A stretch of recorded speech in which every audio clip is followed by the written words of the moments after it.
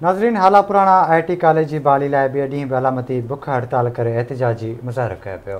उन हवाले से वीडियो लिंक ते मौजूद है हाला मां नदीम मंगरियो।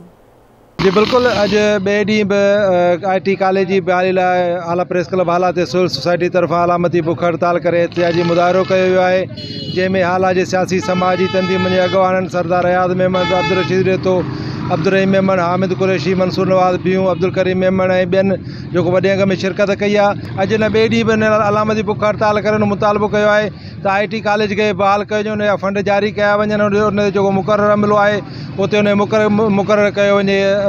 वधीक उन सां ॻाल्हि ॿोल कंदासीं त उनजो उन हवाले छा चवणु आहे। अरबाब रहीम जे दौर में हिकिड़ो वॾो तइलीमी इदारो मिलियो, उन तइलीमी इदारे सां इहो हशर कयो वियो जो उन में माल जो चारो, सामान, ॿिज, कलर ज़मींदारनि जो पियो हो, पर सिविल सोसाइटीअ तइलीमी महसूसु कयो, उन्हनि खोलायो आहे। साल थियो आहे, हिकिड़ो प्रिंसिपल मुक़ररु थियो आहे, 45 माण्हुनि जे जाइ ते हिकिड़ो माण्हू आयो आहे, ॿिया जी एसेनी आहे पर उहे ॾिना कोन था वञनि। इन करे हिन कॉलेज जी हालत अञा ताईं जरी आहे, तइलीम खां तबाहीअ जे किनारे ते आहे। ज़ुल्म जी इंतिहा आहे।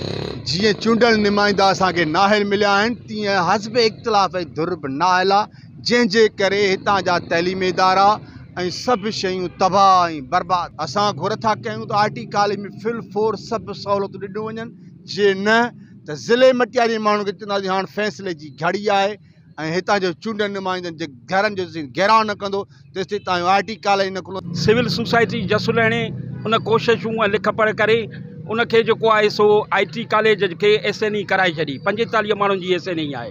हाणे इहो इशू आहे त न उते सहूलियत का बजट रखनि था, न को वॉशरूम जी सहूलियत आहे, न लैब आहे, न स्टाफ आहे। महज़ हिकिड़ो सियासी तहसुब परस्तीअ जे करे अवाम सां दुश्मनी कई बि वञे। हालांकि इहो हक़ु हाला जे अवाम, हाला पुराणा जे अवाम जो चूंडियल नुमाइंदनि ते आहे। तइलीम उन्हनि जो हक़ु आहे। दुनिया जे सुधरियल मुल्कनि में तइलीम ते वॾी बजट रखी वेंदी आहे। असांजो हिकु ई मुतालबो आहे त 2005 में इहा शइ अरबाब रहीम गिफ्ट कई ऐं 15 सालनि खां पोइ सिविल सोसाइटी जी जिदोजहद खां पोइ ही बहाल थी। हिन वक़्त ताईं सूरत हाल इहा आहे त हिन कॉलेज ते को बि ध्यानु न पियो ॾिनो वञे, न लाइट आहे, न पाणी आहे, न ही फर्नीचर आहे, न लैब आहे, कंप्यूटर क्लास।